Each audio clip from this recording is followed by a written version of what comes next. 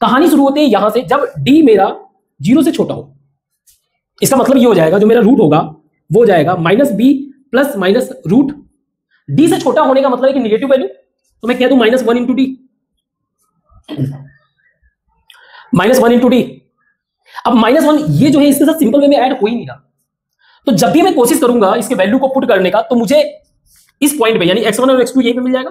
Eight this root, at this value y minimum not 0। मतलब ये किस बात को सिंबलाइज कर रहा है? इसका कहने का मतलब ये है कि जो ये रूट बना रहा है ना, वो x एक्सिस, क्योंकि ये x एक्सिस का वैल्यू वो है जो जहां पे y 0 हो रहा है, जब हम इसको पुट कर रहे हैं तो y का कुछ ना कुछ तो वैल्यू आ जा रहा है। तो अगर y का कुछ वैल्यू आएगा, या तो प्लस आएगा या माइनस, तो मेरा मान लो एक ग्राफ है ये, something like this. It's not touching x को टच ही नहीं कर रहा है, x से थोड़ा ऊपर है, इमेजिनरी डायरेक्शन है। अभी तक जो मेरा मान लो, अभी हम लोग मान लीजिए इस नाइफ सिचुएशन में जहां पे हमें सिर्फ x एक्सिस के बारे में पता है और कुछ नहीं पता, और हम मान के चलते हैं कि जो भी चीज फ्लो होता है वो x एक्सिस के रिस्पेक्ट में रहता है। अब मुझे दिख रहा है कि वो y 0 कर ही नहीं रहा है। जब भी मैं वैल्यू रख रहा हूं, सपोज करो y का वैल्यू है समथिंग लाइक, एक इक्वेशन बनाते हैं, x square plus -10x plus 26, और मेरा जो रूट आ रहा है, रूट का वैल्यू आ रहा है, वो आ रहा है मान लो x equal to -5 plus -i, कुछ ऐसा आ रहा है। यानी कि मेरे जो रूट्स में जो वैल्यू ऐड है, थोड़ा सा 5 में ऐड है कुछ, तो मैंने x के कई सारे वैल्यू चेक कर लिए जो मेरा रूट्स, यानी कि ये वो वैल्यू है जहां पे ये 0 होना चाहिए।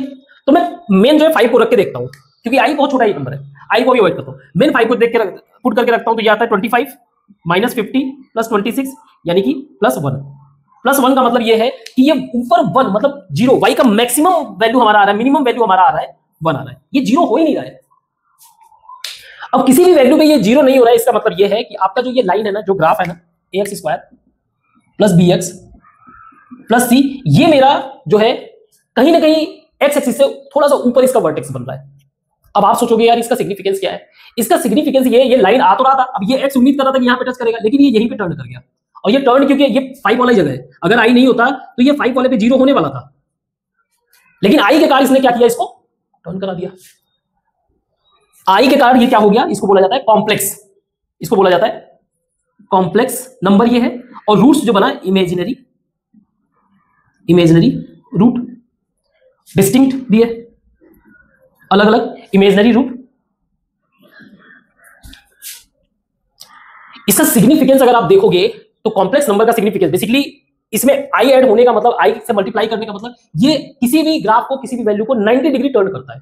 जैसे कोई चीज इस तरह मूव कर रहा है +1 से, इसके साथ i का मल्टीप्लीकेशन ये शो करता है कि इसने टर्न ले लिया यहीं से माइनस i का मतलब ये है -1 रूट का। फर्दर इसका मल्टीप्लीकेशन शो करता है इसने टर्न कर दिया यहां से, तो अगेन i से अगर आप टर्न करोगे तो ये -1, यानी कि ये इधर की तरफ जा रहा है, i स्क्वायर का मतलब -1, ये इधर की तरफ जा रहा था, ये -1 इधर की तरफ आ गया।